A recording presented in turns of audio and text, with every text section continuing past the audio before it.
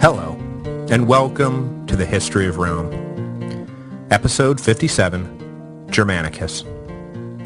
The transition from Augustus to Tiberius went smoothly in Rome itself. The now utterly sycophantic Senate was quick to embrace their new emperor.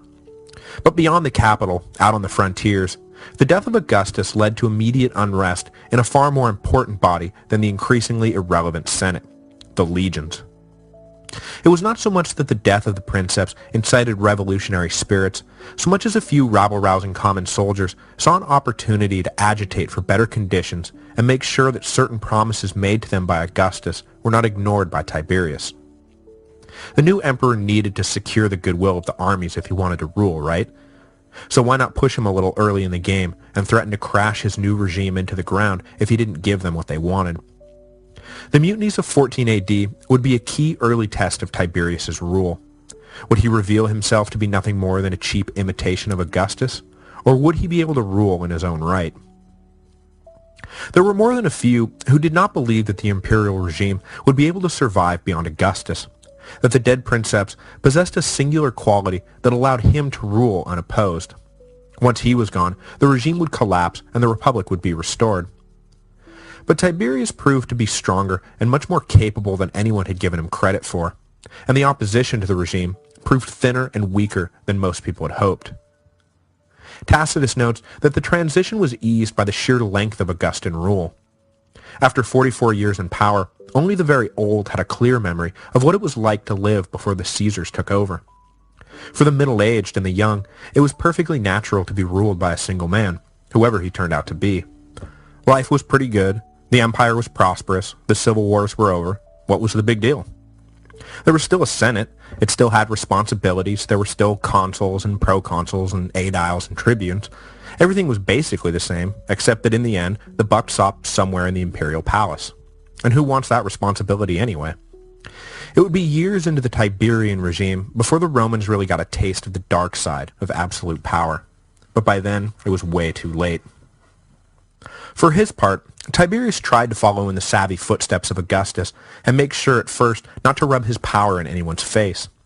He was deferential to the Senate almost to a fault, and when they tried to immediately heap upon him all the honors they had thrust upon Augustus, Tiberius demurred. Some he would accept, but some, like the civic crown or the title Father of the Country, he refused.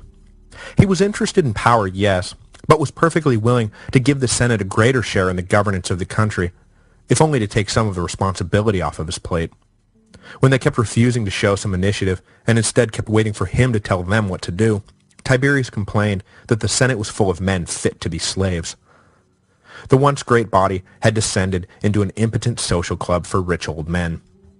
If Cato hadn't have been cremated, he would be spinning in his grave. But the legions were a different story.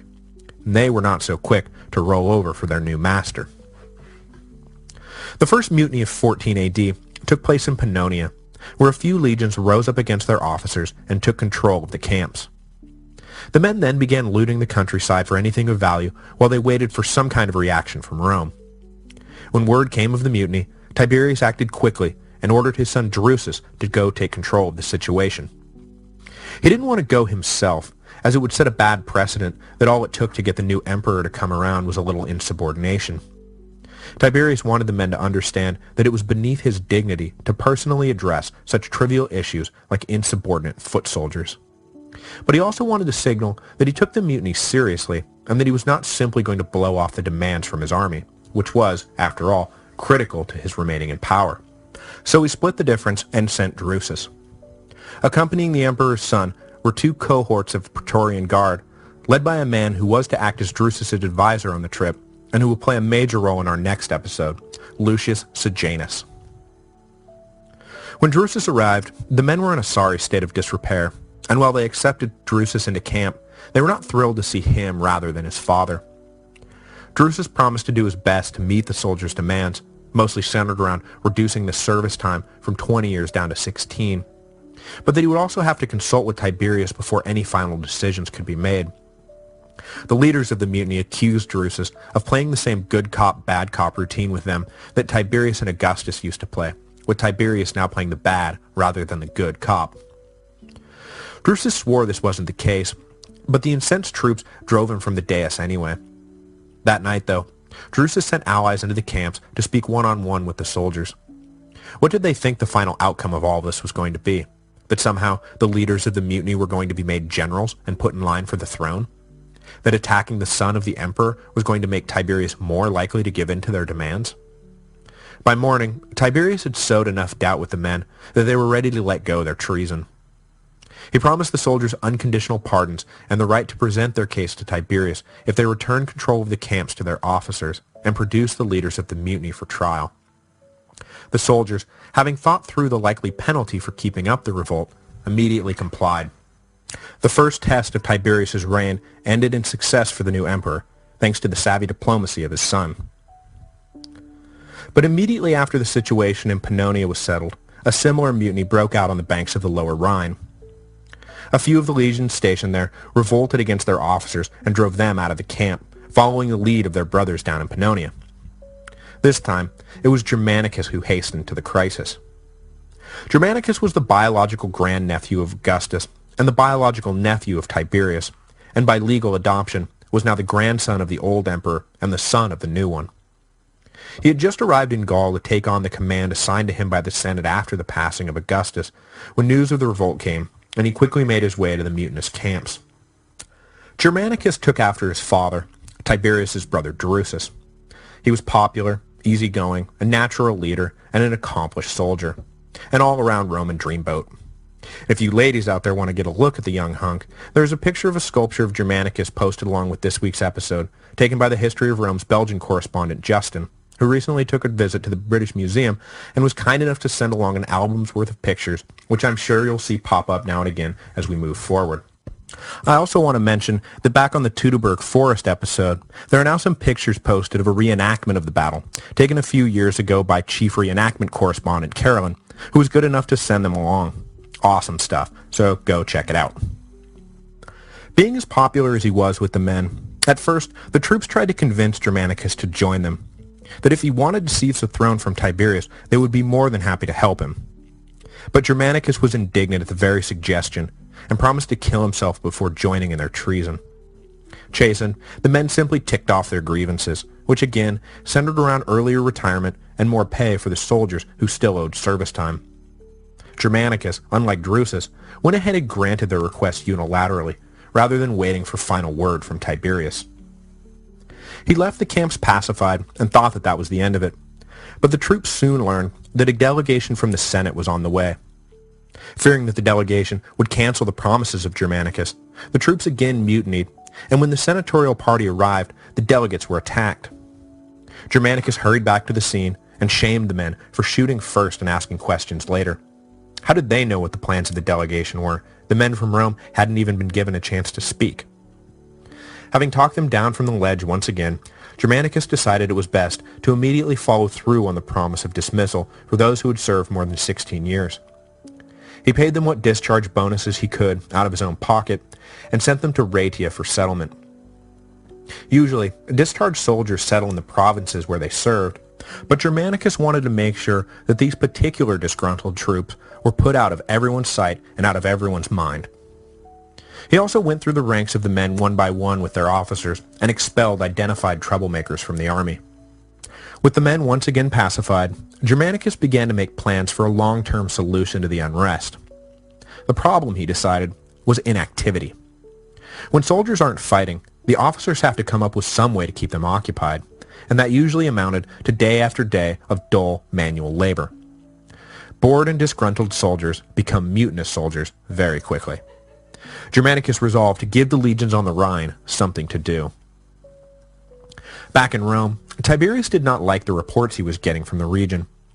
The men were trying to declare Germanicus imperator, and he was doling out concessions that had not been approved by Rome. Even with the blatantly obvious demonstration of Germanicus's loyalty to Tiberius a matter of public record, Tiberius went to bed at night with visions of a Germanicus-led coup dancing in his head. I guess it was simply the fact that so many would be willing to follow the young general if he decided to do something that kept him up at night. But despite his misgivings, Tiberius decided to allow Germanicus to remain on the Rhine. Who knows, maybe he would fall off his horse and die like his father Drusus before him. That would be nice. He wouldn't, though. Instead, Germanicus would just raise his profile even more, much to Tiberius's chagrin. In 15 AD, a year which saw Tiberius' son Drusus taking over the consulship, and fatefully, Lucius Sejanus taking over as praetorian prefect, Germanicus decided to do something about the inactivity of the legions on the Rhine. Their boredom had led to mutiny, so Germanicus decided to stimulate them. When the spring came, he ordered his men across the river on a raiding expedition. One of the things that had triggered the previous year's mutiny was the perception that they would be denied bonuses promised to them by Augustus now that the old princeps was dead. So Germanicus told them that any plunder taken during that season's campaign would be their bonuses. There wasn't much in the way of long-term strategic aims when it came to Germanicus's expeditions across the Rhine. The point was for the Romans to continue revenging themselves on the Germans for the massacre in the Teutoburg forest, while seizing as much treasure and as many slaves as they could. Not exactly the most high-minded of aims, but Germanicus would still emerge from the invasion more famous and more loved in Rome than ever. One of the keys to his lasting fame was the fact that the young general seemed to put the horror of the Teutoburg behind Rome forever, just as Scipio had once put Cannae behind them by finally defeating Hannibal. In fact, when it came to Germanicus, comparisons to Scipio and even Alexander the Great came early and often. Germanicus did not conclusively defeat the Germans, but he did demonstrate that the disaster in the Teutoburg forest was an aberration. Whenever you get beaten like that, you can't help but wonder if it's the beginning of the end, if all the good times are in the past, and that now maybe you can't keep up anymore. The Romans had to wonder if they were still the invincible force they told themselves they were, or whether those days were now in the rearview mirror. They had, after all, spent the last few years only fighting each other, not really thinking about what was going on in the greater world. But Germanicus's incursions into Germany, while not universally successful, nonetheless showed that Rome could still hold its own on the battlefield against foreign enemies. And as much as that one battle came to define the Roman abandonment of Germania, more precisely, it was Tiberius deciding to shutter Germanicus's campaigns that really sealed the deal. And even that was much more about personal rivalry than it was about policy.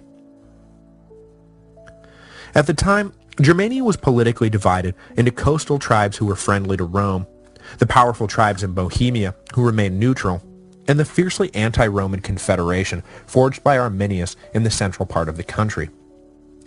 Germanicus crossed into Germania in the spring of 15 with upwards of 100,000 men and made straight for Arminius. Revenge was on everyone's mind. Germanicus was able to easily cut through the defense forces sent to stop him, and at one point even captured Arminius' wife. But the chief himself and the bulk of the German army remained elusive. Germanicus followed this with a key victory on the Ems River, but no matter how hard he tried, he couldn't pin Arminius and the Germans down. When battles started to go against them, they simply disappeared into the forest, living to fight another day. By avoiding defeat, Arminius was able to rally more tribes to drive off the invaders, and the campaign began to look more evenly matched, with the Germans now offering much stiffer resistance. Before the year was out, though, Germanicus was able to accomplish at least one of the goals he had set for himself. Following the lead of survivors from the battle, Germanicus's army made their way to the site of the Teutoburg massacre. What they found was the chilling leftover of a slaughter. Bones and debris still lay strewn and unburied. Heads had been chopped off and nailed to trees.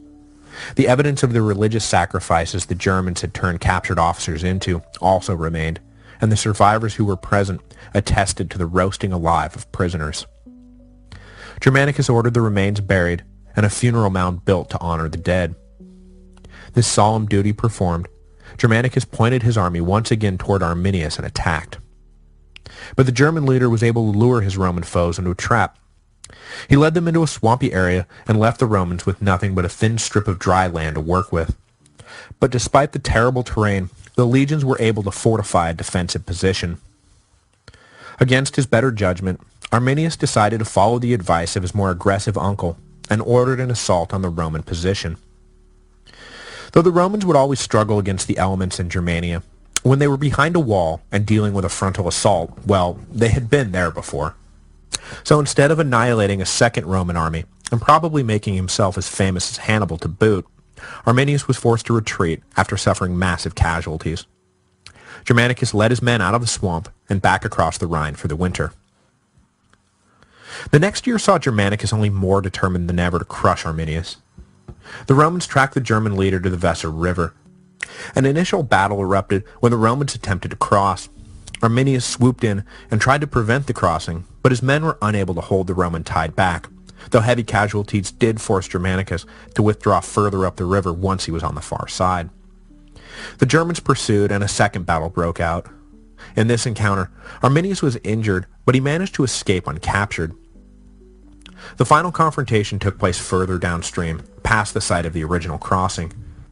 Just as has occurred at the end of the last year, the Romans were able to inflict serious damage on the German army, but when things got bad enough, Arminius simply ordered his men to melt back into the forest. Germanicus had to leave it there for the year. The weather was turning, and he had to get his men back to the safety of Gaul. The return trip, though, proved to be almost as dangerous as facing the Germans.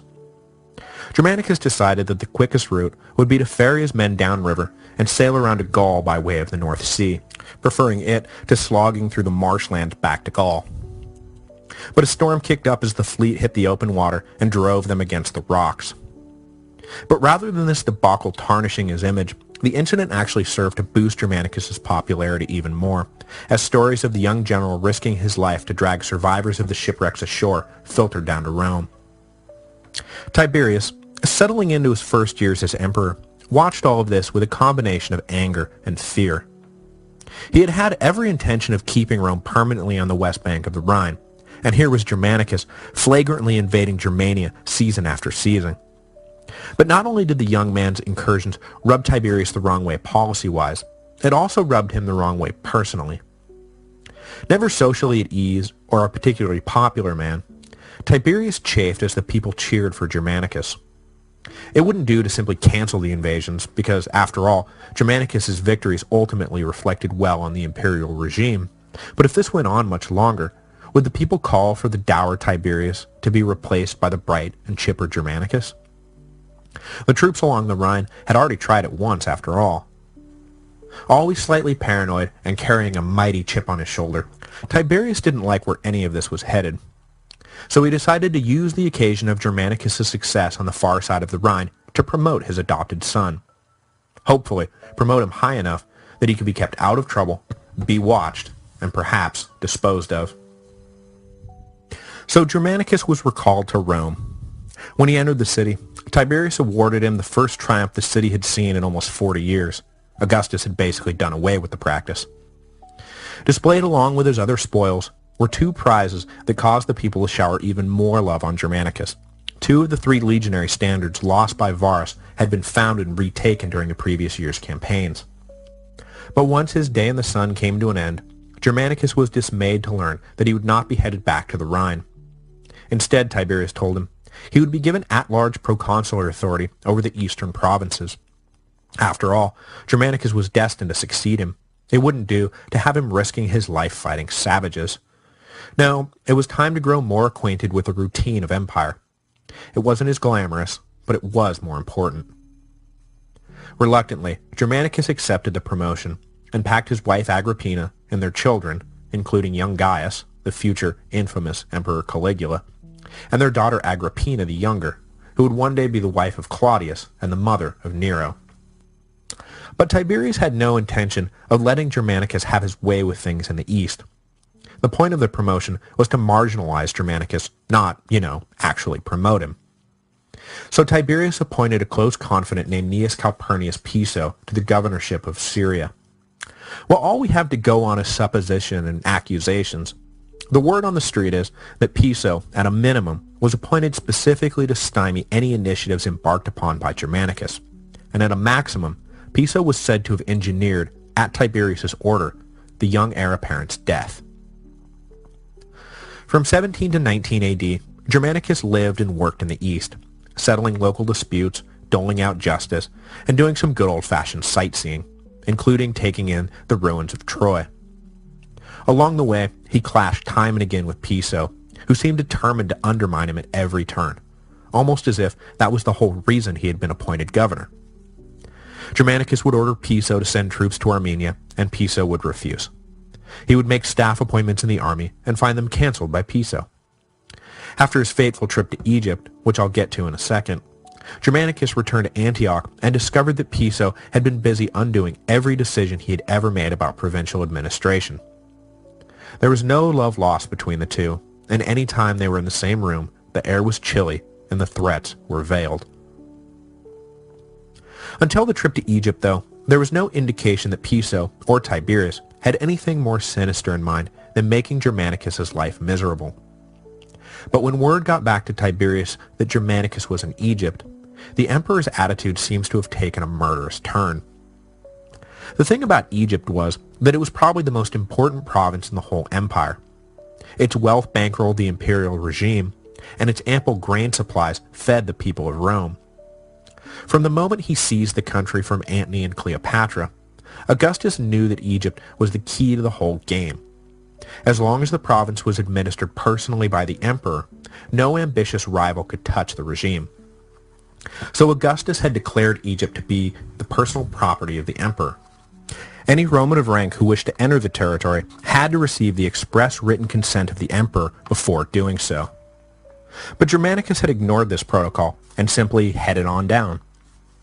Offended and threatened by his nephew/son's action, Tiberius likely got word to Piso that enough was enough. In 19 AD, shortly after returning to Antioch, Germanicus fell ill. Because of the previous run-ins with Piso, poison was immediately suspected. There was certainly no doubt in the mind of Germanicus and Agrippina that he was being poisoned anyway. Reports also come down to us of strange objects being discovered in the family's house. Human remains, tablets with Germanicus' name crossed out, piles of ash. All of it led the family to believe that some sort of black magic was at play as well. Despite his lifetime record of good health, Germanicus just kept getting worse. Finally, after telling Agrippina for her sake and the children's not to risk pursuing justice and to beware of Tiberius, Germanicus died. He was only 34 years old. His body was cremated in Antioch, and Agrippina bore his ashes back to Rome, where the entire country went into mourning. Never heeding her dead husband's advice, Agrippina made no secret that she thought Piso was behind her husband's death, or that she thought Tiberius was behind Piso. Whether or not Tiberius really ordered Piso to assassinate Germanicus, the charges were now out there in the open, and the emperor had to do something about it. Tiberius, of course, denied all involvement, and when Agrippina and Germanicus' old friends formally requested that charges be brought against Piso, the emperor had no choice but to grant the request. If he wasn't involved, he had no reason to stand in the way of justice, even if he himself argued that the charges against Piso were preposterous. Returning to Rome, the ex-governor of Syria faced the Senate, defiant and refusing to accept blame for what he termed nothing more than a sad twist of fate. The Senate, though, was ill-disposed toward Piso and heard more than enough testimony to convince them that something fishy had gone on. When Tiberius refused to use his imperial prerogative to get Piso off the hook, the accused committed suicide. Either that, or he was killed by Tiberius because the emperor was afraid that a cornered Piso might just spill his guts. Whatever Tiberius' actual role in the death of Germanicus, Agrippina's version of events was widely believed thereafter. The emperor had murdered his adopted son because he was jealous of the young man and was afraid of his growing power. This would be the beginning of a chasm that would open up between the people of Rome and their emperor. They came to hate him, and in time, he came to hate them too. For a while, Tiberius remained fully engaged in imperial administration and was a mostly effective ruler, despite his poor standing with the people.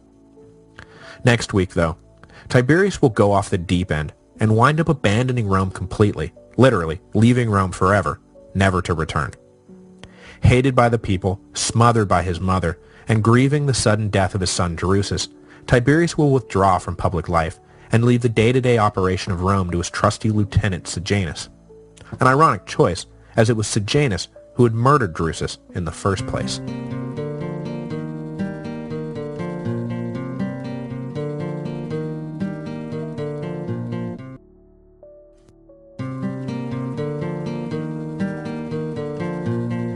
Hello, and welcome to the History of Rome, Episode 58, Partner of My Labors.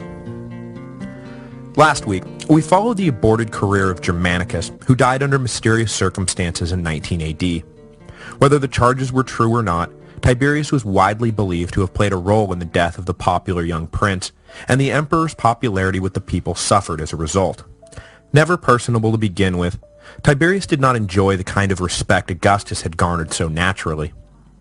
With the death of Germanicus, the distance between the emperor and his people only widened. But even still, through these early years, Tiberius was a prudent and dedicated ruler. He had taken to heart Augustus's injunction not to embroil the empire in foreign wars, and did his best to resolve border disputes peacefully without resorting to the kind of military adventurism that Germanicus pursued with such zeal. The money saved by not having to keep up active campaigns on numerous fronts was spent elsewhere, improving the infrastructure of the empire and the efficiency of its governing apparatus. But that does not mean that Tiberius enjoyed his work. If you believe some sources, Tiberius never wanted to become emperor to begin with, and had been pushed into becoming princeps by his mother Livia, who was living her ambition through her son. If, on the other hand, he actually did seek to become emperor, then it's clear he quickly became disenchanted with the prize he had sought. I personally get the feeling that Tiberius would have been content to simply command a few legions by day and read Greek literature in his tent by night. But despite his own personal unhappiness, a sense of honor and duty seems to have kept Tiberius functioning as a thoughtful ruler for a few years, even after the people really turned on him following the death/assassination of Germanicus. But the underlying misery of Tiberius would eventually overtake him and turn him into the paranoid, debauched, and cruel emperor we all know and love today. Tiberius was only able to hold off his demons for so long, and after the death of his son Drusus in 23 AD, which we'll get to in a moment, Tiberius seems to have allowed them free rein over his psyche. Stoking the gloomy fires in Tiberius's heart was a man of great personal ambition who saw Tiberius's growing paranoia as an opportunity for advancement, the prefect of the Praetorian Guard, Lucius Sejanus.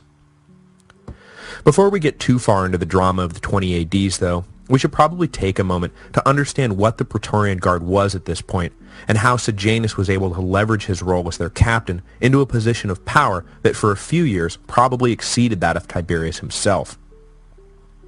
I mentioned the Praetorians thus far only in passing, but as they will play a key role in practically every important episode for the next few centuries, they are worth taking the time to understand.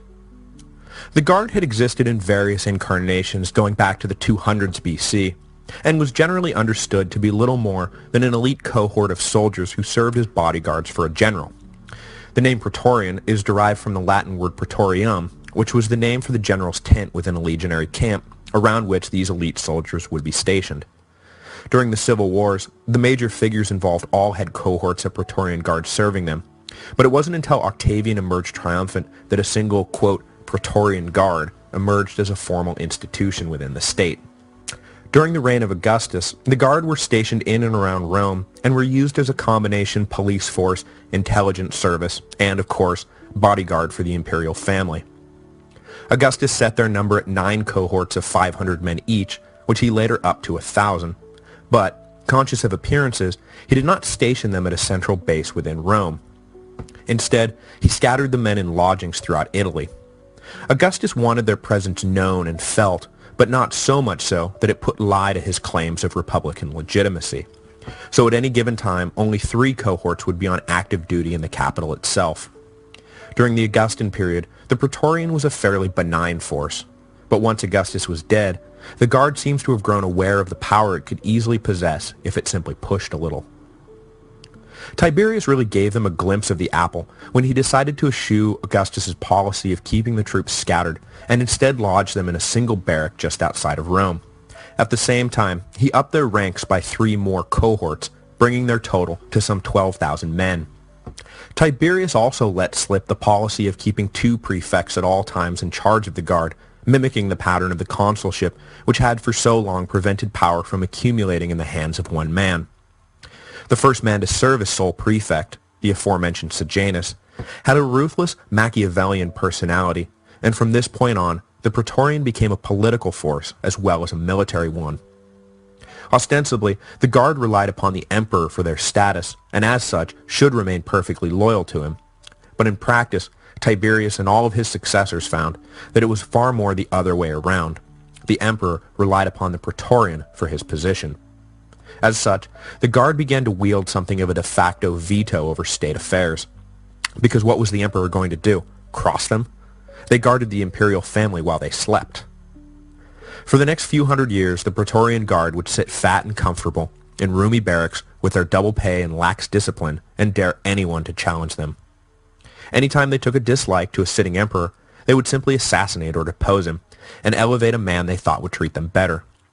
They went so far at one point as to actually auction off the job of emperor to the highest bidder after murdering the previous occupant of the office.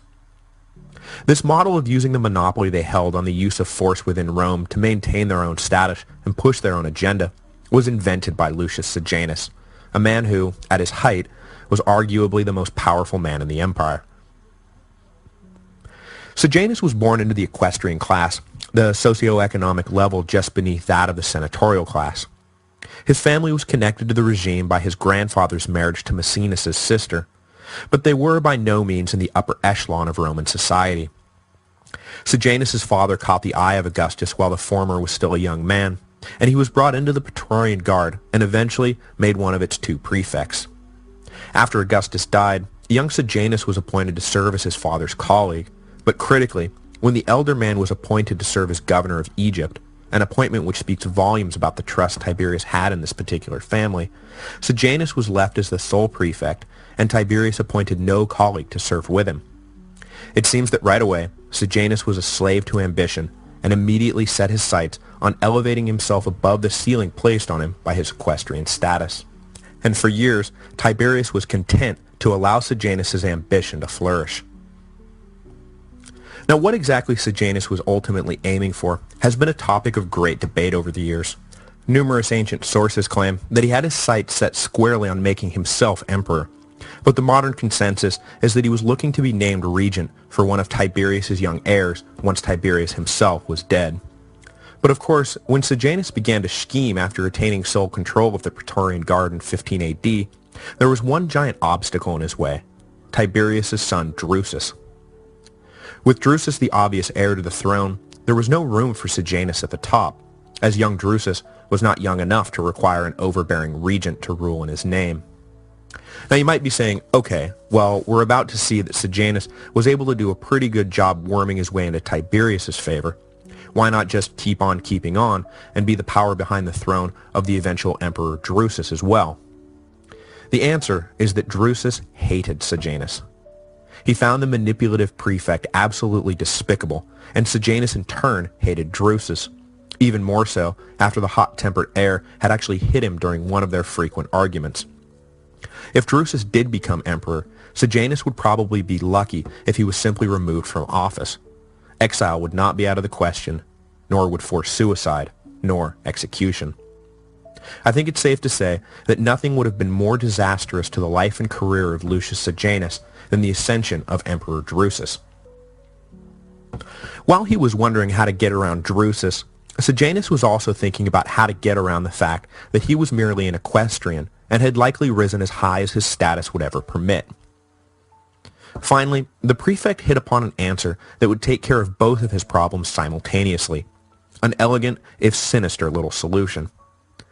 At the time, Drusus was married to Livilla, the daughter of Tiberius' brother Drusus, and Antonia, the daughter of Octavia and Mark Antony. If Drusus were to suddenly die, and the widowed Livilla was allowed to marry Sejanus, then he would become a member of the imperial family, and any children he sired would themselves become potential heirs to the throne.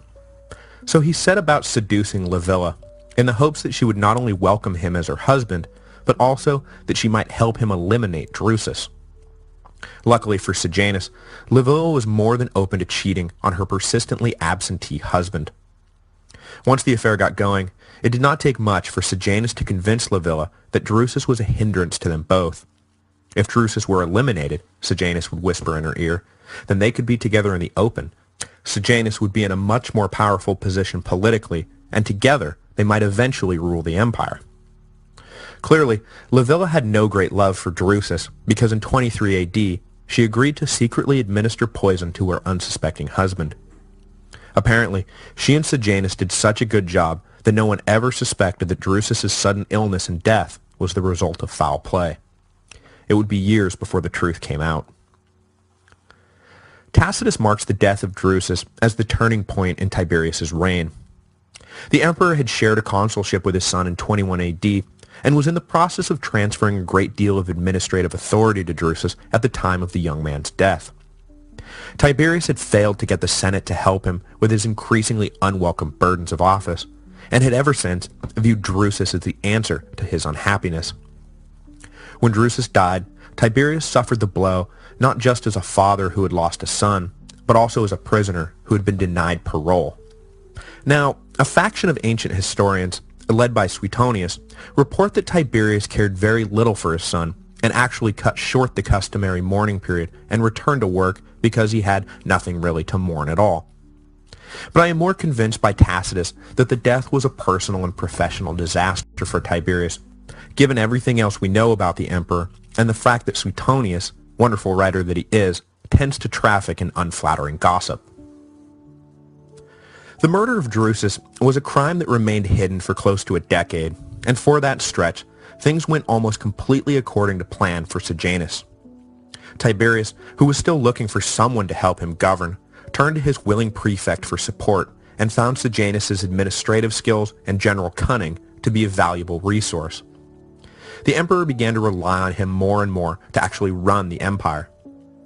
With Tiberius trusting in him completely, Sejanus acted as a sort of super executive assistant who controlled the flow of information into and out of the imperial quarters. Tiberius only saw callers approved by Sejanus, only read letters approved by Sejanus, and only issued orders approved by Sejanus. The prefect became so influential that Tiberius called him nothing less than the partner of my labors. But Sejanus' plan was only half fulfilled. He was now one of the most powerful men in the empire, and no longer had to worry about the wrath of a potential emperor Drusus. But his attempt to marry into the imperial family was blocked by the emperor. After waiting a suitable amount of time following the death of Drusus, Sejanus asked Tiberius for the widow Livilla's hand in marriage in 25 AD. However, unlike just about every other decision the emperor made, he refused to consider the matter. As important as Sejanus was, he was still, after all, merely an equestrian. When a daughter of the imperial family married, it had better be to a man of at least senatorial rank. Anything less would be beneath her. Come now, Sejanus, be serious. What would the neighbors think?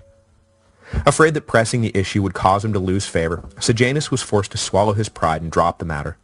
Not forever, just for now. With his plan to enter the Julio-Claudian dynasty temporarily thwarted, Sejanus turned all of his attention to accumulating as much power for himself as possible.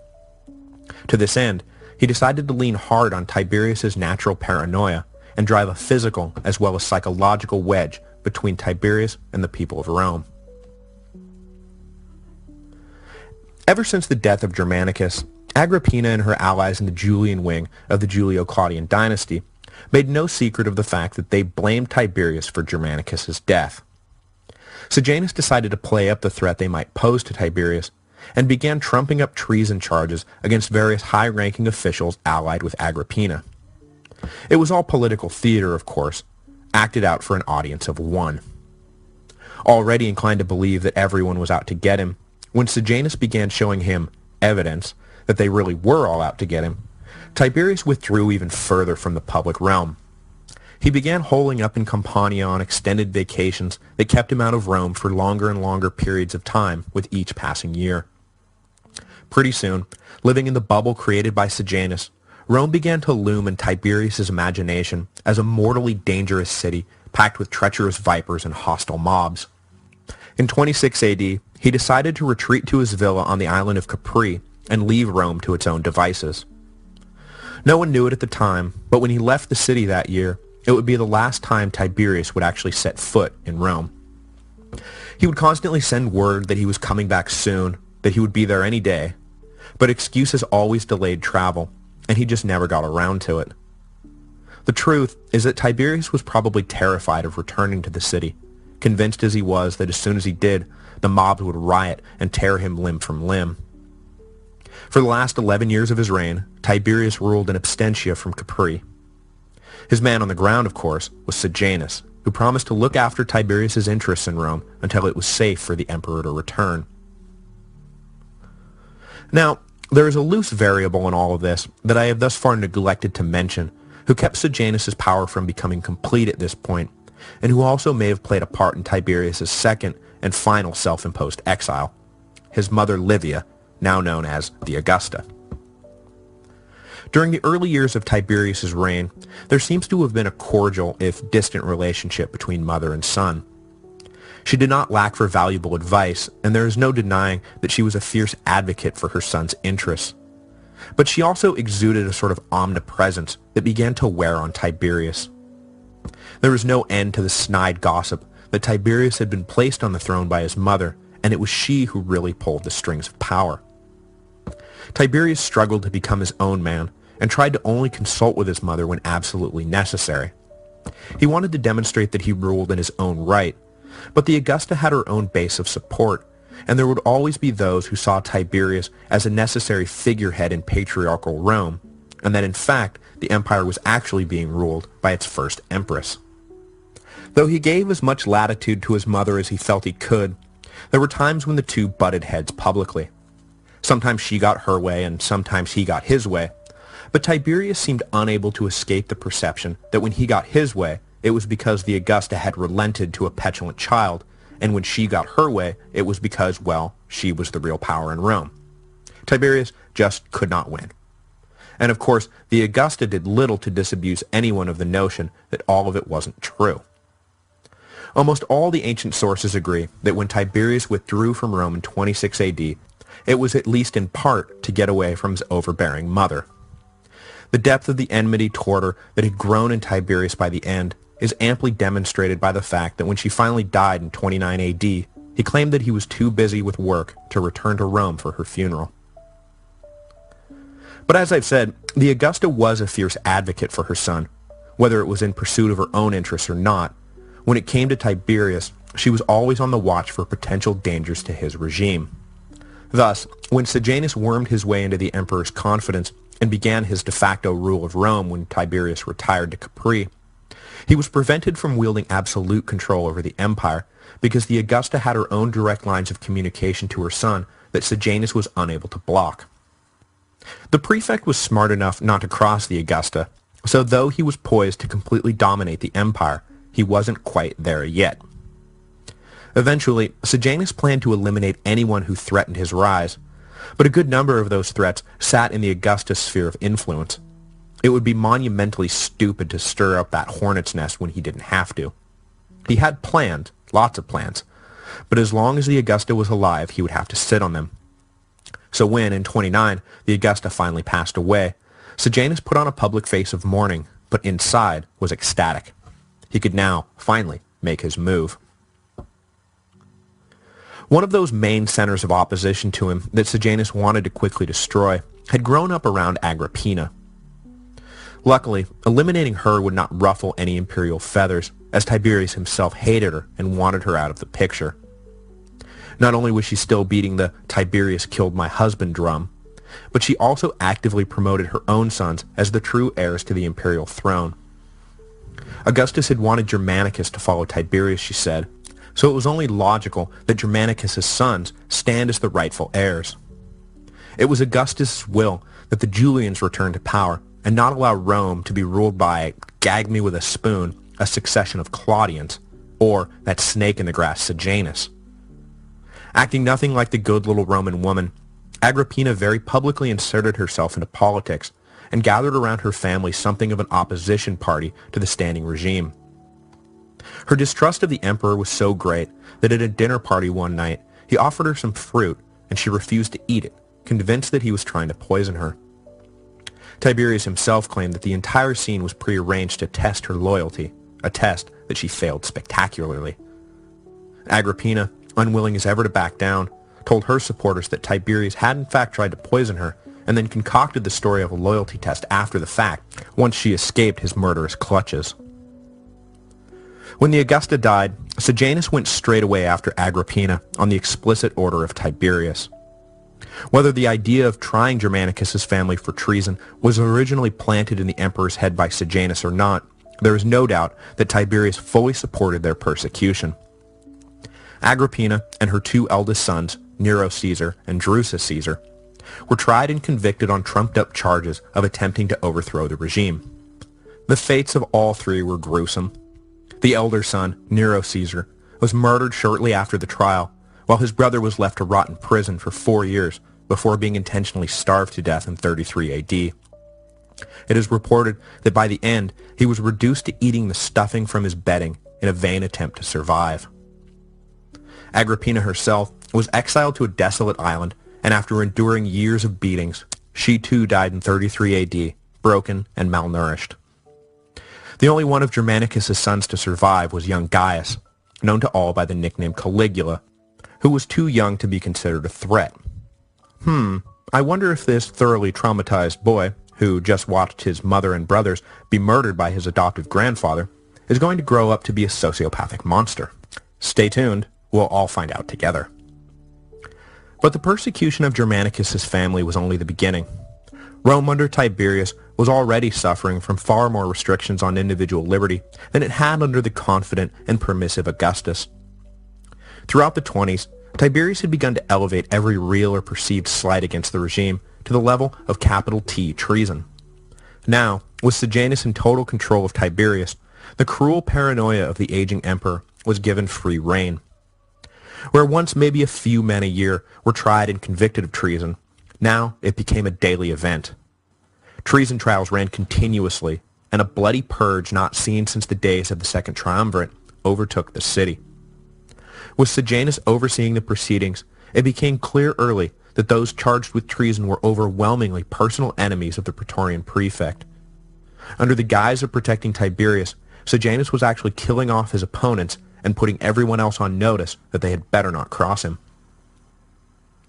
But in 31 AD, just as Sejanus stepped into a shared consulship with Tiberius, finally achieving the formal power he had sought for so long, he was undone. Unfortunately for us, the sections of Tacitus's annals that deal with the fall of Sejanus have been lost, so we don't have the same level of detail for this episode that we do for the rest of Tiberius's reign. It seems, though, that Tiberius finally realized just how much Sejanus was usurping his authority after a few letters critical of the prefect made it through Sejanus' screening process. Believing that Sejanus had allied himself with elements of the Julian clan and was planning to overthrow him, Tiberius decided to divest himself of the backstabbing prefect. He called an unsuspecting Sejanus to stand before the Senate to attend to some invented business outlined in a letter from the emperor that was to be read aloud to the assembled senators. To the prefect's shock, amidst the tedium of imperial business, Tiberius's letter suddenly veered into a denunciation of his new consular colleague. Tiberius called for Sejanus to be tried and executed for treason. The Senate, who had suffered mightily under Sejanus' heavy and bloody hand, immediately obliged. Sejanus had no recourse, as Tiberius had already sent notice to the Praetorians that their leader had been replaced, and that Naevius Sutorius Macro was their new prefect. Suddenly, without power or allies, Sejanus was tried, sentenced, and strangled. His death sparked riots in Rome. Suddenly free of the tyrant, they tore his body to pieces and then went off in search of anyone who had collaborated with the fallen prefect in his reign of terror. Among those who were swept up in the immediate aftermath of Sejanus' death was Livilla. A slave with knowledge of her crime waited until he was sure Sejanus was dead and then addressed a letter to Tiberius outlining her involvement in the murder of Drusus.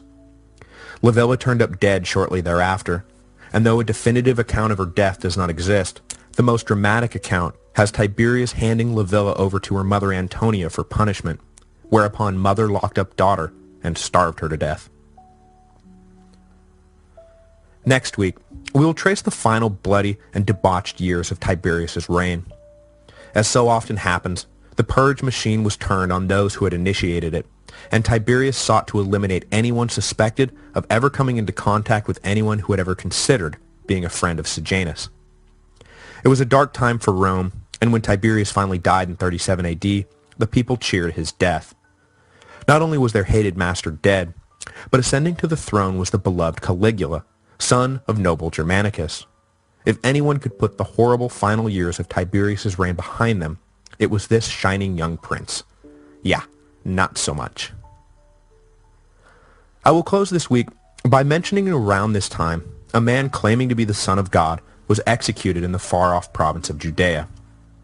The crucifixion of the man, Jesus Christ, had absolutely no immediate impact on anything.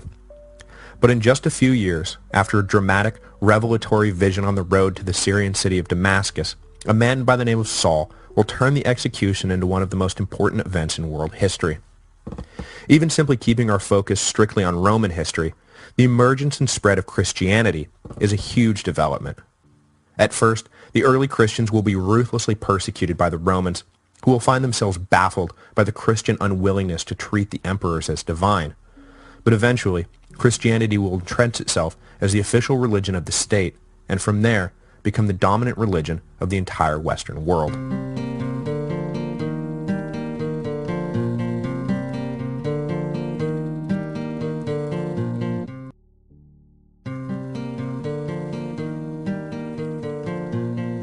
Hello, and welcome to the History of Rome.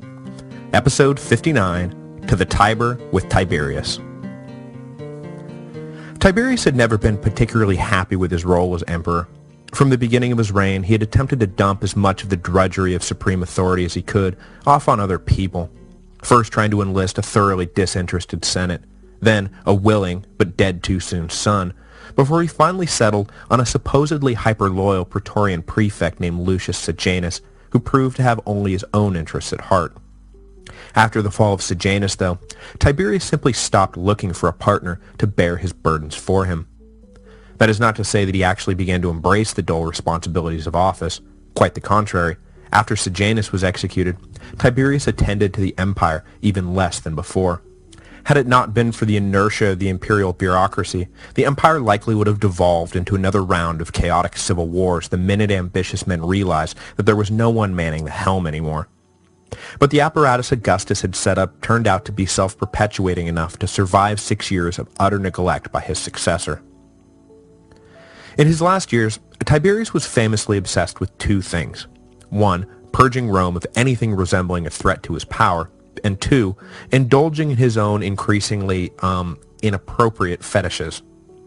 We'll deal with the latter in a moment, but as to the former, in the early 30s BC, Tiberius unleashed a terror on Rome that dwarfed anything perpetuated by Sejanus. I've been thinking a lot about these cycles of violence that have been plaguing Rome for the last century. I searched for the word purge in the manuscript, and other than a passing reference to Hannibal being a virus that needed to be purged from the Roman body, the word literally does not show up until episode 34, Marius and Sulla. But since then, it is a vocabulary word that I've been turning to with frightening regularity. Marius purges Sulla's supporters. Sulla purges Marius' supporters. The Second Triumvirate purges the Republicans. The Second Triumvirate purges each other. Lucius Sejanus purges his political enemies, and now Tiberius is about to purge anyone connected to Sejanus. Julius Caesar was the only one of them who refused to join in the fun, and guess what happened to him? That's right, murdered on the steps of Pompey's theater. There is definitely something to be said for the Romans emerging as the dominant power in the Mediterranean in the mid-100s BC. Annihilating the Carthaginians and conquering the Greeks left the Romans with nothing to keep their politics from turning into life-and-death struggles. No threat from a foreign other remained to bind the competing political factions to one another. The number of men and women killed in intra-Roman feuds prior to 150 BC is practically nil. The number killed after, too many to count. And here we are again, another round of bloody, violent purges. And believe me, this won't be going away anytime soon. With the state apparatus firmly now in the hands of a single man, if that man turned out to be cruel or paranoid, well, the state simply followed his lead. Tiberius turned out to be cruel and paranoid, and his vehicle for inflicting his wrath on the population of Rome was an escalation of his treason trials.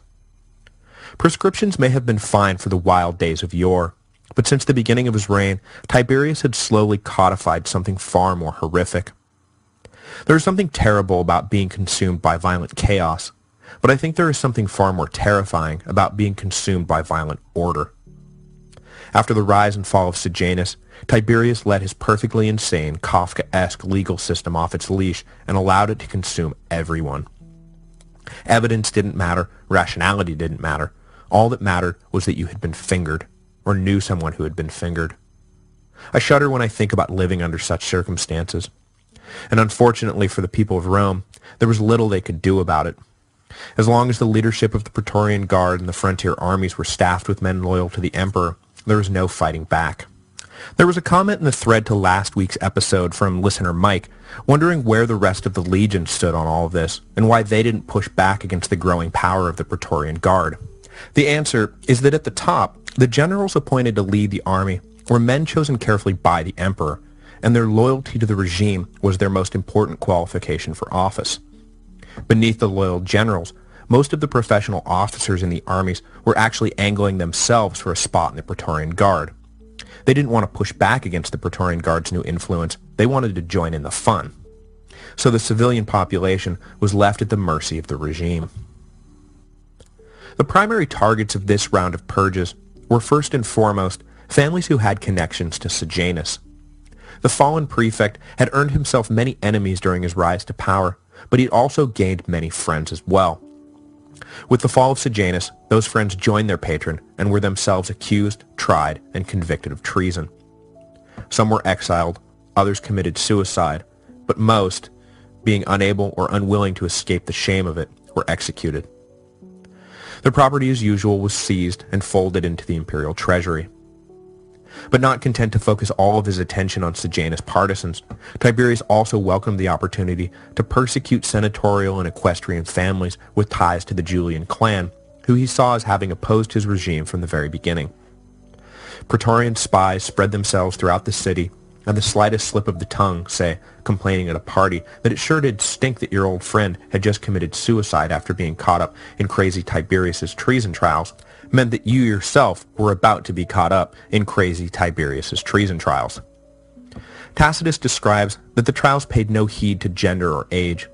Senior citizens, children, men and women were all hauled before the courts, tried, and executed. Heaps of bodies began to pile up, and it became a crime to even linger where the corpses lay and mourn a dead friend or relative for too long. It also became a crime to attempt to bury or cremate the condemned dead, whose bodies were treated as those of common criminals, left to rot in the streets or dragged with hooks into the Tiber River. It was a dark time for Rome, and the veil would not be lifted until Tiberius was dead, though we know now that the lifted veil would crash right back down after Caligula arrived and revealed his true colors.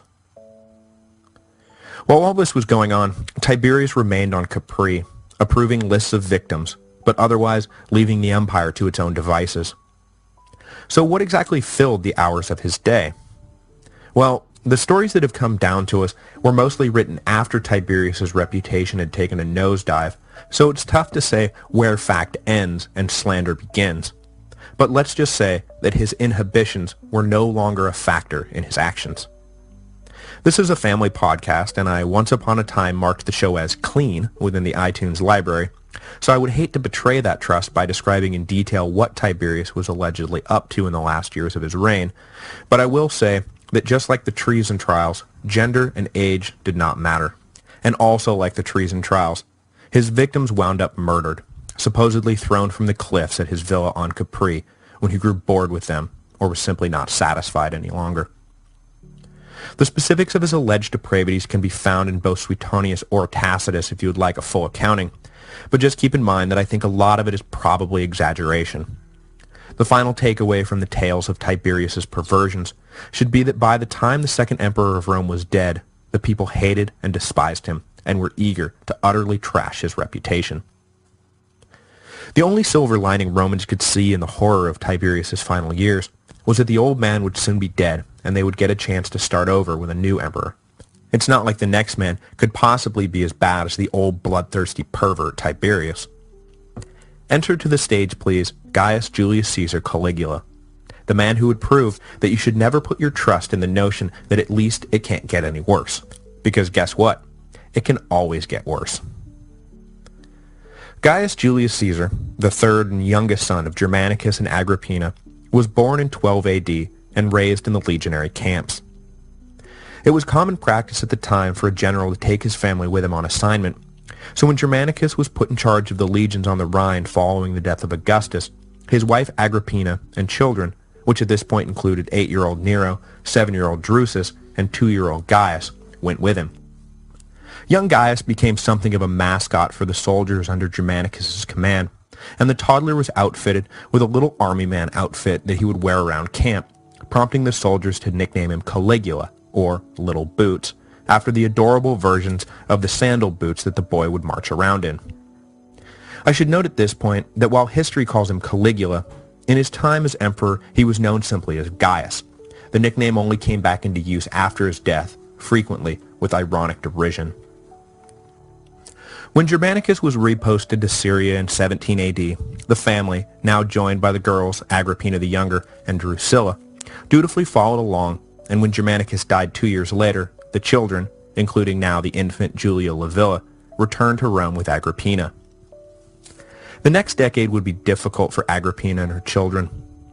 Deathly afraid that any man who married Germanicus' widow would immediately become a powerful rival, Tiberius forbade Agrippina to remarry. This left the family adrift with no other paterfamilias than Tiberius himself, who hated and feared the whole lot of them. Caligula managed to stay below Tiberius' radar when the paranoid old man decided he couldn't stand the family any longer and prosecuted for treason Agrippina and the two elder boys, Nero and Drusus. With their mother and elder brothers dead, the remaining children were shunted off to live with their grandmother Antonia, who looked after them for the next few years. The girls were one by one married off at Tiberius' orders, while Caligula remained in a sort of limbo. After the fall of Sejanus, though, Tiberius gave enough passing thought to a successor that he called for Caligula to come live with him on Capri. The young future emperor seems to have managed to avoid crossing Tiberius during the 6 years he spent as a virtual prisoner on the island by repressing all the fear and resentment he likely felt towards the old man, and pretended to be nothing less than the pliant servant of the aging emperor. In 33 AD, Caligula was given an honorary quaestorship, the only official office he would hold before becoming the supreme ruler of the empire, and also in that year, he married Junia Claudilla, though the union would only survive until Junia's death in childbirth a year later. In 35 AD, Tiberius changed his will to take some account for succession, ordering that his estate, and thus the throne, jointly fall to Caligula and Tiberius' grandson, Tiberius Gemellus, the only surviving son of the ill-fated marriage between Drusus and Livilla. Unlike Augustus, who had obsessed over succession and spent a great deal of his energy readying his potential successors, first Marcellus, then Tiberius and Drusus, then Gaius and Lucius, Tiberius seems to have done nothing to prepare Caligula or Gemellus for imperial responsibility. Gemellus at this point was barely even a teenager. In 37 AD, death finally came knocking for Tiberius, though the details of his final moments are the source of some debate. Some sources claim that the now 77-year-old emperor who had ruled Rome for 23 years simply passed away in his sleep. Another, more colorful account is that the emperor was reported to have finally succumbed to a fatal illness, which prompted the people of Rome to begin celebrating his death.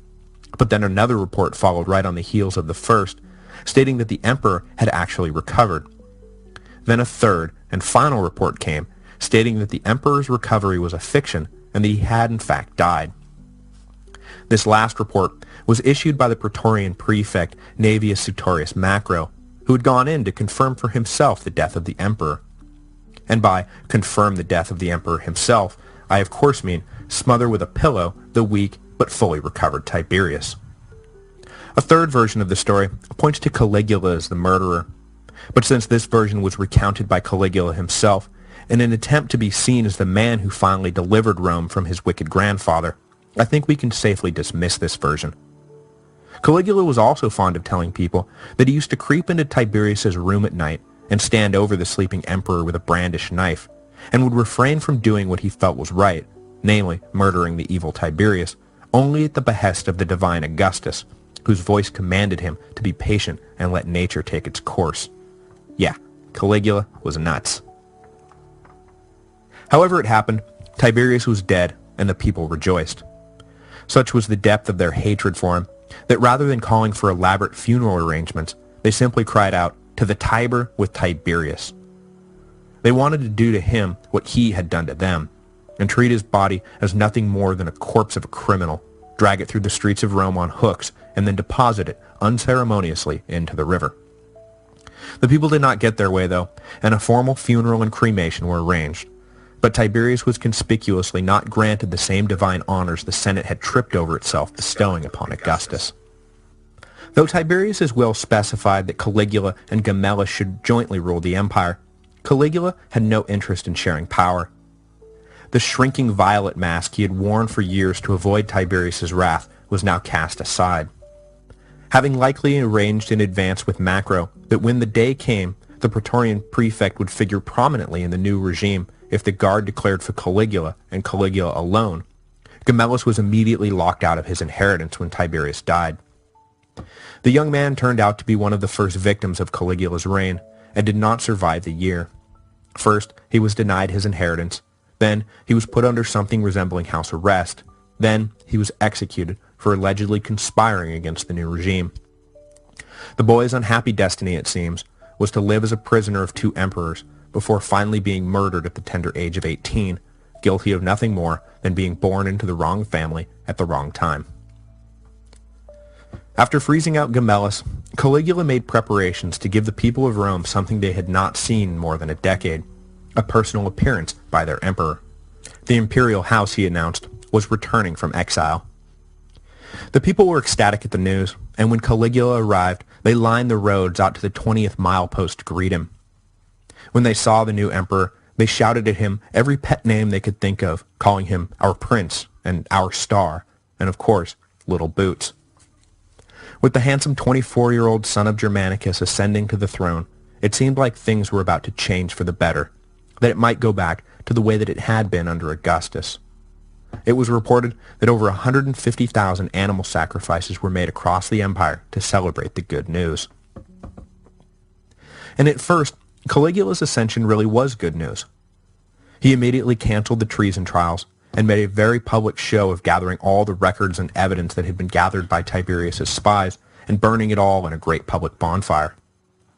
Those who had managed to survive by going into exile were recalled to Rome and pardoned of whatever crime they had been charged with or convicted of.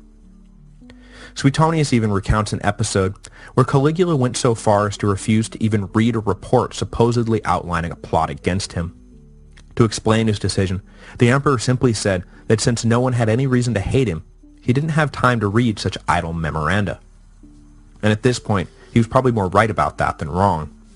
The people of Rome no longer feared daily for their lives and property thanks to Caligula. It's hard to hate a guy for making you feel safe in your own home again. Caligula then went further. He canceled an unpopular tax the Italians had been chafing under, while simultaneously upping the pay for soldiers on the frontier and in the Praetorian Guard. He also reinstated a few of the provisional client monarchs who had been deposed by Tiberius for spurious reasons, and not only gave them their power back, but promised them the tax receipts they would have received had they not been removed from power. To top off his generous arrival to the throne, Caligula initiated lavish gladiatorial games to celebrate the dawning of this new day. At all levels of the empire, from the common citizens to the middle-class merchants to the rich aristocracy to the soldiers in the field and the provincials they defended, Emperor Caligula was a godsend. The pious young emperor then gathered up the bones of his dead mother and brothers and brought them back to Rome for burial in the imperial mausoleum. And finally, he renamed the month of September for his dear departed father Germanicus. Yep, everything was going A-OK. So the question is, what happened? Well, apparently behind the happy facade, all was not well in the house of Caesar. Caligula had never been given the training he needed to really be an effective ruler. He had no experience in administration, had not served in the legions, and had been given no real responsibilities of his own until the moment he became emperor. His early political success seems to have been built largely by his doing nothing more than give the people whatever they wanted. Lower taxes? Sure. More benefits? Sure. Higher pay for the army? Of course. Lavish games and free grain for the mobs? I wouldn't think of doing anything less. It was a completely unsustainable combination of policies, of course, but it seems that the only thing Caligula learned at Tiberius's knee during their 6 years together was that being emperor meant doing what you wanted, when you wanted, with whomever you wanted. Nothing about maintaining steady revenue streams or limiting expenditures to justifiable ends or striking a balance between needs and wants. Caligula basically just said yes to anything and everything, no matter how contradictory all those things turned out to be. With this public policy time bomb ticking in the background, Caligula followed in Tiberius's footsteps and began indulging excessively in wine, women, food, and games. The hard living may have caught up with him because in October of 37, just 6 months after rising to power, Caligula was struck down by a serious illness and nearly died. The people were distraught at the news, and prayers and promises of every shape and form were sent up to the gods to beg them for the safe return of their new emperor. Famously, a few senators promised to trade their own lives for Caligula's if only the emperor recovered. Basically, these were the same empty promises that are often made on deathbeds. "Oh, Jupiter, take me instead," that sort of thing. But then, Caligula recovered. Now, a few of the ancient sources don't draw a one-to-one causal link between the illness and the subsequent madness of Caligula's reign, but a few do point to the event as the decisive turning point. And certainly, if you were to ask the senators who had pledged their lives in a moment of melodramatic piety, they would tell you that the Caligula who went in was not the same as the Caligula who came out. Because when the emperor recovered and learned of their generous offers, he supposedly took them at their word. "How nice that you pledged your life so that I may live. I'm just wondering then, what are you still doing here? Shouldn't you be at home committing suicide? After all, what will the gods do if you break your oath?" Pale-faced and in shock, the unfortunate senators in question had little recourse but to follow through on their once empty promise. In I Claudius, Caligula's recovery from his illness is portrayed as the catalyst for his delusions of godhood, but the scattered accounts we have of his reign don't show him moving decisively towards self-deification until a few years later. So though the illness is a convenient place to point to and say, before this line, good, after this line, bad, it is probably more complicated than that. I, however, will take it as a convenient place to stop this week's episode. Next week, we'll get into the guts of Caligula's short and brutal reign. Though he was emperor for just 4 years, that proved time enough to mark him as one of, if not the, most infamous ruler in Roman history. Incest, murder, rape, and theft are all the calling cards of Caligula, and next week we'll do our best to separate myth from fact. I mean, did this psycho really try to have his horse named consul? Hello, and welcome to the History of Rome. Episode 60, No Better Slave, No Worse Master. The honeymoon lasted for about 6 months. The brief window of optimism that opened with the death of Tiberius was slammed shut by Caligula before the year was out. The half year between Tiberius's death and Caligula's nearly fatal illness can be described as the period after which the Romans had jumped from the frying pan, but before they hit the fire. Because as it turns out that while Tiberius was cruel, paranoid, and calculating, Caligula was simply mad as a hatter. Now I think most of us, even those who are relatively new to Roman history, know that Caligula was up to some pretty rotten stuff.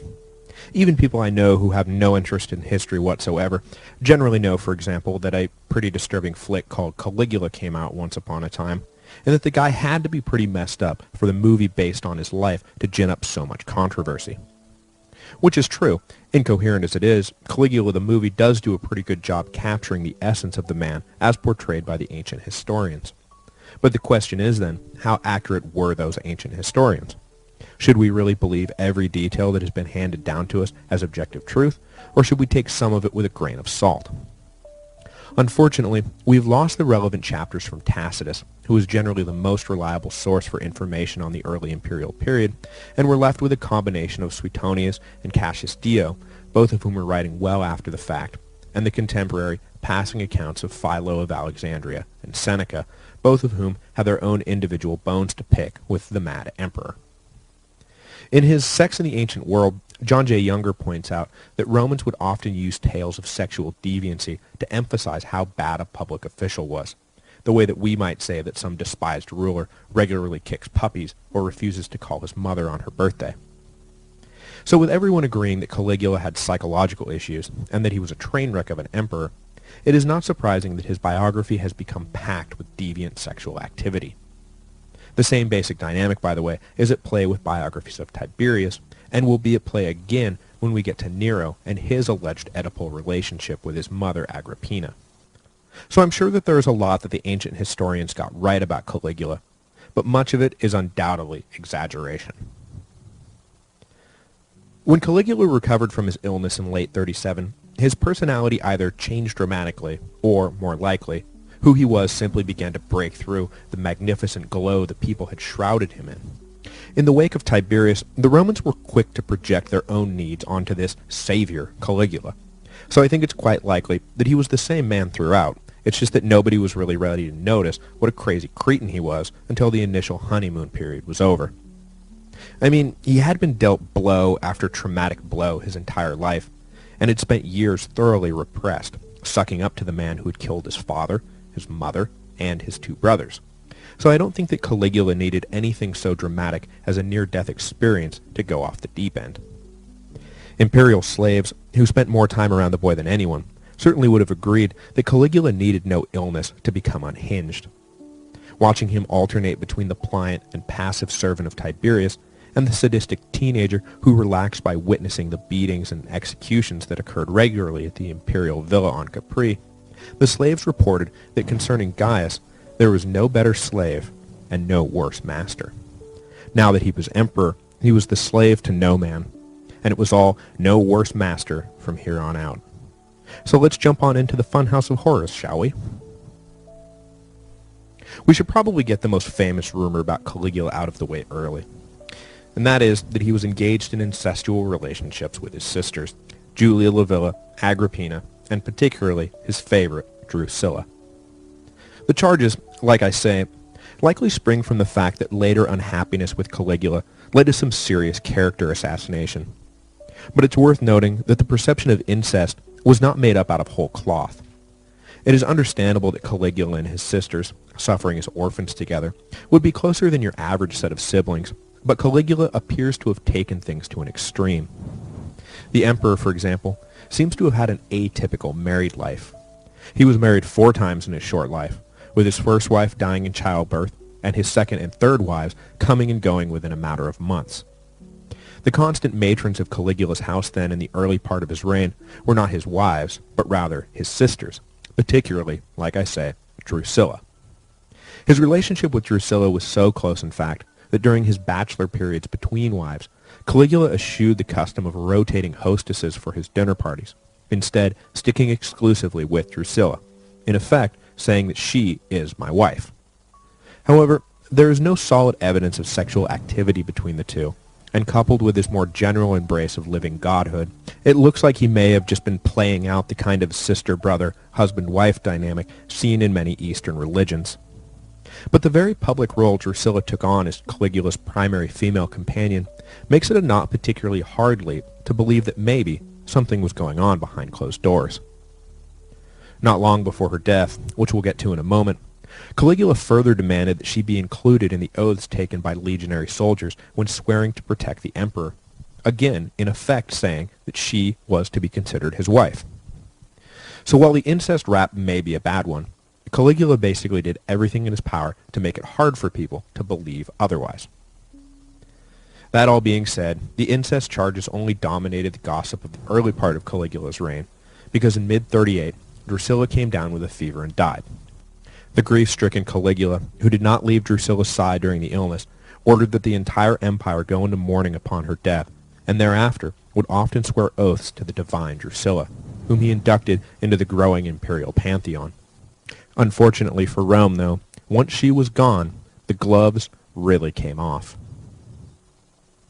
For the 3 years left on his reign, Roman historians describe at length the man who personifies everything that is awful about absolute power resting in the hands of a single man. Unlike Augustus and Tiberius, who tried to downplay their power and defer to the Senate as much as possible, Caligula had no interest in such things, and actually went out of his way to do everything he could to demean the Senate and exalt himself above them.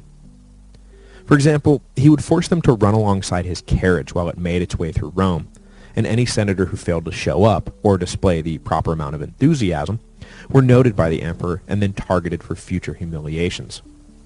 One of his reported favorite pastimes was to bring senators and their wives to dinner, and over the course of the meal, pick out one of the married women and disappear with her to the bedroom while her shamed husband was forced to remain at the table. Caligula would then return with the wife in question and proceed to describe in detail everything that had gone on in the bedroom. There was no recourse for the distressed couple. Any challenge to Caligula's whims was fast becoming a capital offense. Both Caligula's second and third marriages were actually the result of stealing women from their husbands, and in the case of his second wife, Livia Orestilla, it was actually on the occasion of her marriage that the theft went down. Invited to the wedding, Caligula took a shine to the bride and told the new husband, Gaius Calpurnius Piso, who will feature prominently in the episode on Nero, to, quote, "get away from my wife," and then immediately absconded with the poor woman. Caligula would abandon her just days later, but not before twisting the knife further and forbidding her to remarry Piso. Why did he do it? Who knows?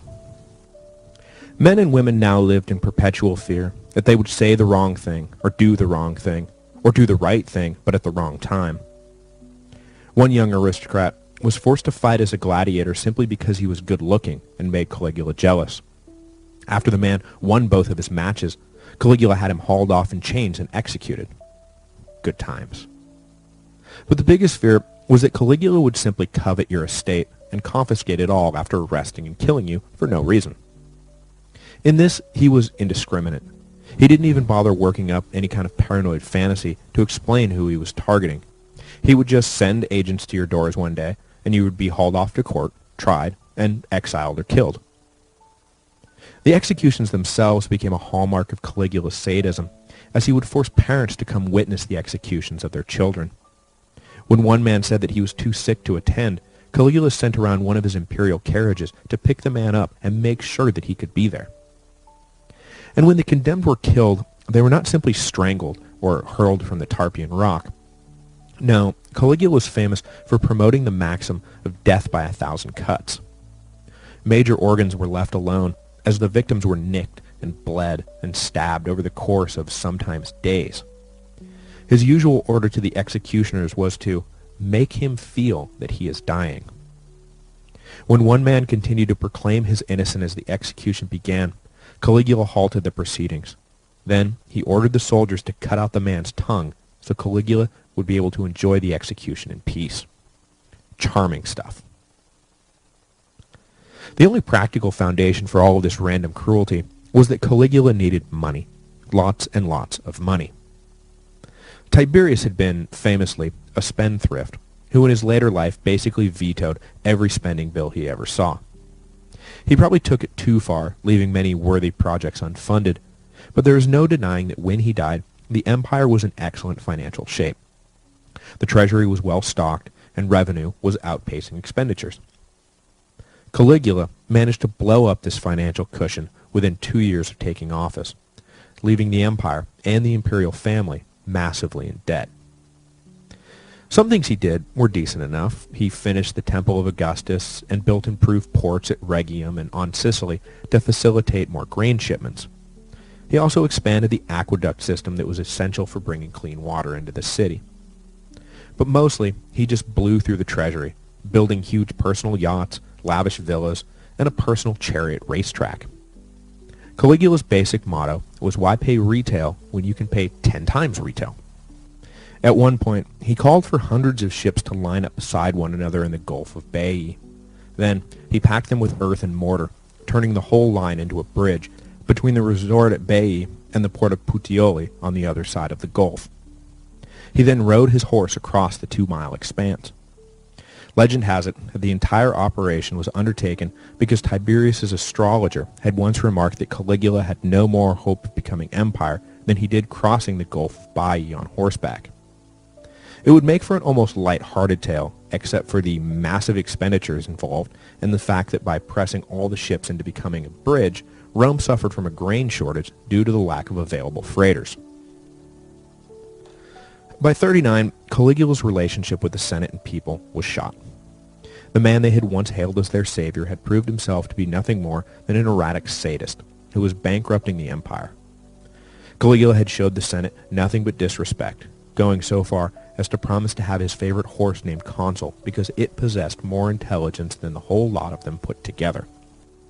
Eventually, the senators began to mumble under their breath that we really need to do something to rein this psychopath in. Catching wind that some kind of resistance movement was being organized, Caligula called the Senate to meet and revealed to them a big surprise.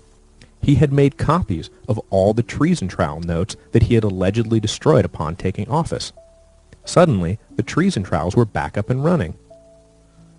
The Senate was forced to accept the emperor's decision, but unlike with the 70-year-old Tiberius, they could not reasonably hope to outlast the emperor. Caligula was still in his late 20s, so the madness could go on for 50 years or more. So it is probably at this point that Caligula's death warrant was really signed. He left them no choice but to eventually assassinate him. The simple logic of survival demanded it. It was right around this time, too, that Caligula began to let it be known that he was actually more than just a man. Unlike Augustus and Tiberius, who made no claims of divinity while they were alive, Augustus, in fact, went to great lengths to stop people from worshipping him as a god. Caligula decided that everyone was free to worship him as divine if they wished. In fact, he insisted. He began appearing in public dressed as Hercules and Apollo and Mercury, sometimes even Venus. More and more, he began to talk as if he were in fact a god, trapped down here on Earth with all these scummy mortals who forever got in his way. The people more or less humored these claims because, hey, what else are you going to do? So when Caligula ordered that his statue be placed in every temple in the empire for worship, most everyone obliged. But his extreme megalomania ran into a brick wall in the far eastern province of Judea. When imperial agents brought word that a statue of the emperor was to be erected in the holy Jewish temple in Jerusalem, there were nearly riots.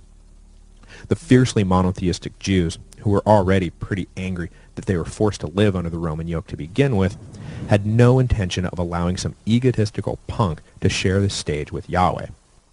It was only the timely intervention of Herod Agrippa that prevented a massive uprising against the Romans. Herod was the grandson of Herod the Great, and as a child he had been sent to live in Rome and was befriended by the imperial family. When Caligula became emperor, Herod had been sent home to govern the eastern territories, and it was only because of his personal influence that he had with Caligula that he was able to first delay the idea of erecting the statue and then get the idea killed altogether. Had Herod not been there to talk some sense into Caligula, the revolt in Judea almost certainly would have erupted 30 years earlier than it eventually did. Having become a god, though, there was still something conspicuously absent from Caligula's resume: military conquest. Being an imperator without any military triumphs to point to is like being a surgeon who has never performed surgery. It just doesn't make sense on the face of it. So to rectify the situation, he got it in his head that he should return to the site of his father's glory and finally bring Germania to heel. Completely lacking in skill, experience, and training, though, the campaign was probably never going to end well, so it was probably a good thing that it wound up ending early.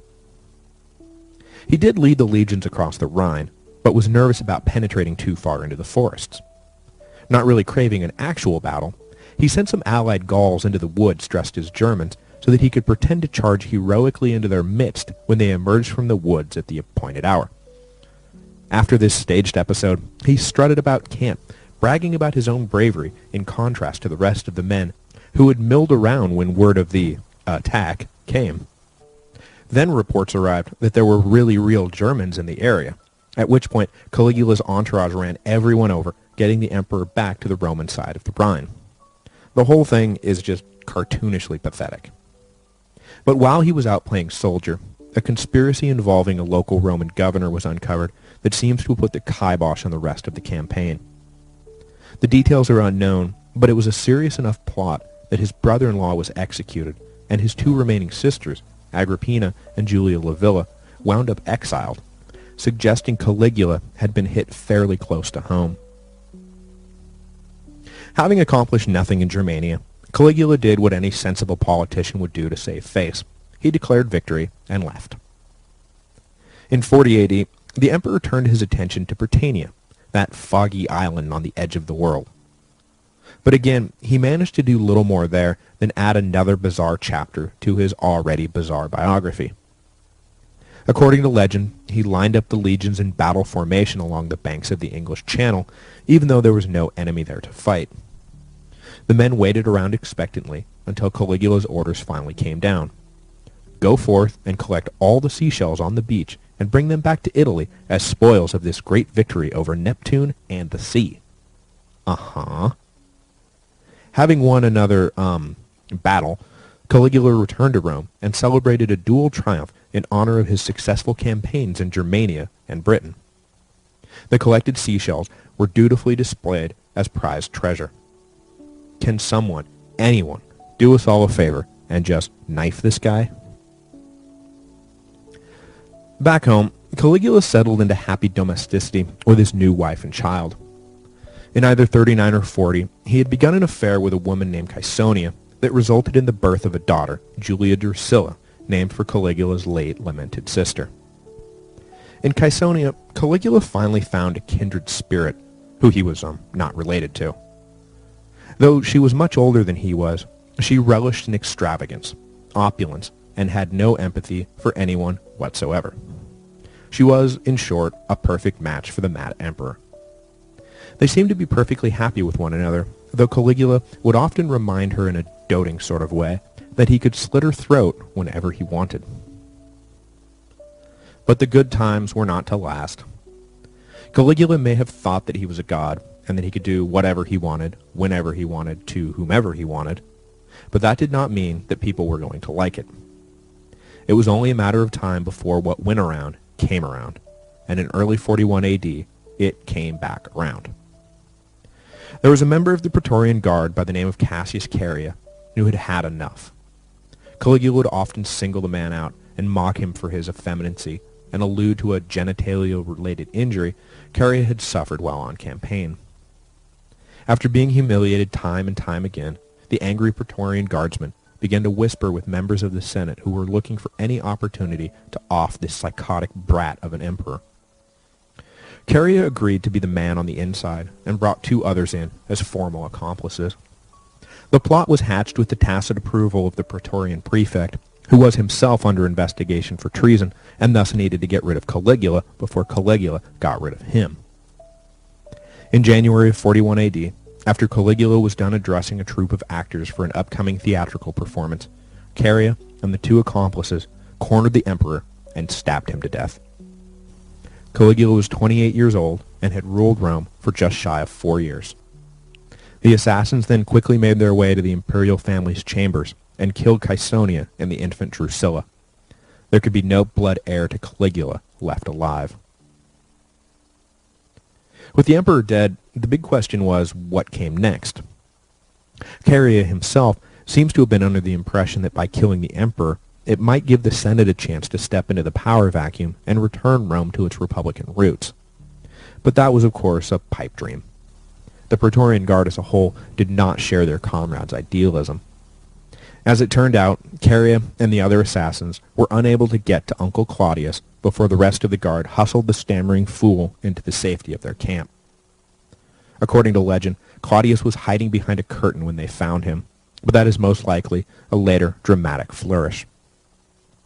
That very night, the guard declared Claudius to be the new emperor, which, when word got out, seemed like some kind of sick joke. Everyone knew that Claudius was a mushy-headed dunce who had managed to stay alive through the reigns of Tiberius and Caligula because he made such a great butt for jokes. There was no way that he was capable of ruling the empire. And this was, of course, precisely the point. The Praetorian leadership figured Claudius would be easy to control. As we'll see next week, though, Claudius seems to have had everyone fooled pretty well. He was no fool at all, and would prove to be a thoroughly competent emperor, even if his domestic life left something to be desired. The short and brutal reign of Caligula is an object lesson for why you don't put absolute power in the hands of one man, especially without vetting him first. Though he was the first really terrible emperor, he will certainly not be the last, as every generation or so, another Caligula will emerge to remind everyone why they tried to get away from all of this in the first place, why they had shared consulships, why they had thrown the kings out, why they had set up the Senate, why they had set up the people's assemblies, why it was just dumb to give absolute power to just one guy. But it was too late to go back to the days of a shared consulship or the diffusion of power. All the Romans could do now was try to survive the bad years and hope that the next guy would be better. Because, like it or not, the emperors had all the power now.